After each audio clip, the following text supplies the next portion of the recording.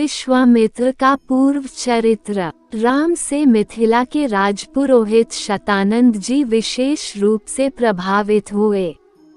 शतानंद जी ने कहा, हे राम, आप बड़े सौभाग्यशाली हैं कि आपको विश्वामित्र जी गुरु के रूप में प्राप्त हुए हैं।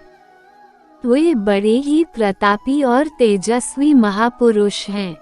ब्राह्मणत्व की प्राप्ति के पूर्व ऋषि विश्वामित्र बड़े पराक्रमी और प्रजावत्सल नरेश थे। प्रजापति के पुत्र कुश, कुश के पुत्र कुशनाभ और कुशनाभ के पुत्र राजा गाधी थे। ये सभी शूरवीर, पराक्रमी और धर्मपरायण थे। विश्वामित्र जी उन्हीं गाधी के पुत्र हैं। एक बार राजा विश्वामित्र अपनी सेना के साथ वशिष्ठ ऋषि के आश्रम में गए। चूंकि उस समय वशिष्ठ जी ईश्वर भक्ति में लीन होकर यज्ञ कर रहे थे, विश्वामित्र जी उन्हें प्रणाम करके वहीं बैठ गए। यज्ञ क्रिया से निवृत्त होने पर वशिष्ठ जी ने विश्वामित्र जी का बहुत आदर सत्कार किया और उनसे कुछ दिन आश्रम में ही रहकर आतिथ्य ग्रहण करने का अनुरोध किया। इस पर यह सोचकर कि मेरे साथ विशाल सेना है और सेना सहित मेरा आतिथ्य करने में वशिष्ठ जी को कष्ट होगा, विश्वामित्र जी ने नम्रता पूर्वक विदा होने की अनुमति मांगी। किंतु वशिष्ठ जी के अत्यधिक अनुरोध करने पर थोड़े दिनों के लिए राजा विश्वामित्र को उनका आतिथ्य स्वीकार करने के लिए विवश होना पड़ा। राजा विश्वामित्र के आतिथ्य स्वीकार कर लेने पर वशिष्ठ जी ने कामधेनु गौ का आह्वान किया और उससे विश्वामित्र तथा उनकी सेना के लिए 6 प्रकार के व्यंजन तथा समस्त प्रकार की सुविधाओं की व्यवस्था करने की प्रार्थना की।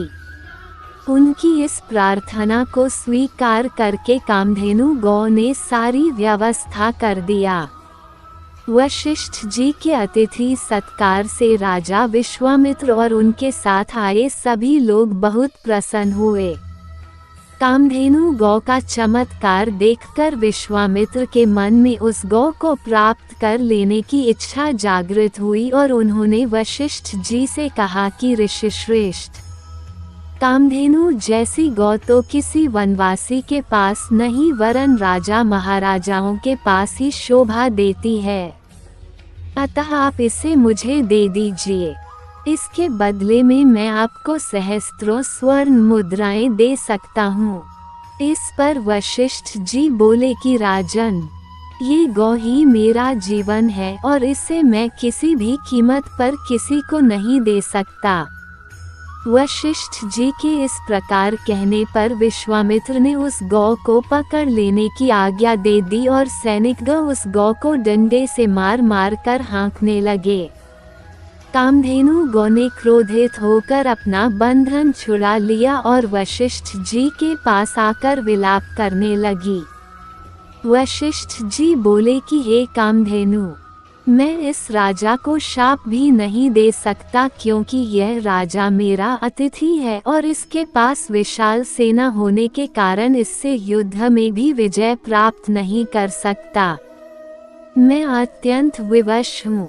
वशिष्ठ जी के इन वचनों को सुनकर कामधेनु ने कहा कि हे ब्रह्मर्षि, क्या एक ब्राह्मण के बल के सामने क्षत्रिय का बल कभी श्रेष्ठ हो सकता है? आप मुझे आज्ञा दीजिए, मैं एक क्षण में इस क्षत्रिय राजा को उसकी विशाल सेना सहित नष्ट कर दूंगी। कोई अन्य उपाय न देखकर वशिष्ठ जी ने कामधेनु को अनुमति दे दी। आज्ञा पाते ही कामधेनु ने योग बल से पहनव सैनिकों की एक सेना उत्पन्न कर दिया और वह सेना विश्वामित्र की सेना के साथ युद्ध करने लगी। विश्वामित्र जी ने अपने पराक्रम से समस्त पहनव सेना का विनाश कर डाला। इस पर कामधेनु ने सहस्त्रों शाक, हून, बर्वर, यवन और काम्बोज सैनिक उत्पन्न कर दिया।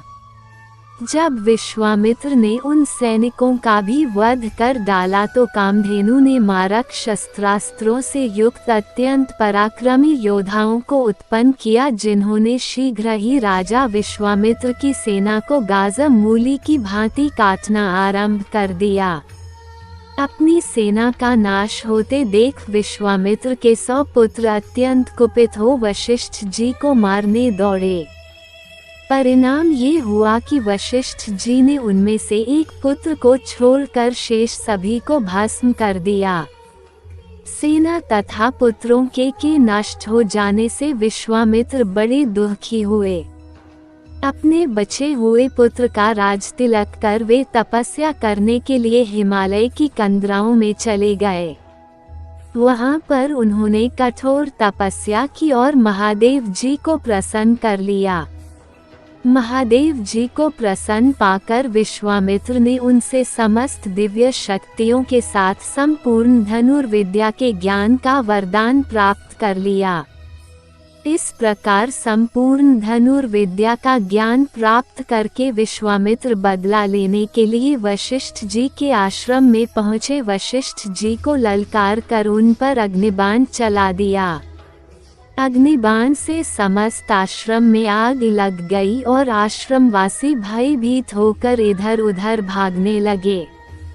वशिष्ठ जी ने भी अपना धनुष संभाल लिया और बोले कि मैं तेरे सामने खड़ा हूँ, तू मुझ पर वार कर। आज मैं तेरे अभिमान को चूर चूर करके बता दूंगा कि क्षात्र बल से ब्रह्म बल श्रेष्ठ है। क्रुद्ध होकर विश्वामित्र ने एक के बाद एक आग्नेयास्त्र, वरुणास्त्र, रुद्रास्त्र, इंद्रास्त्र तथा पाशुपतास्त्र एक साथ छोड़ा, जिन्हें वशिष्ठ जी ने अपने मारक अस्त्रों से मार्ग में ही नष्ट कर दिया।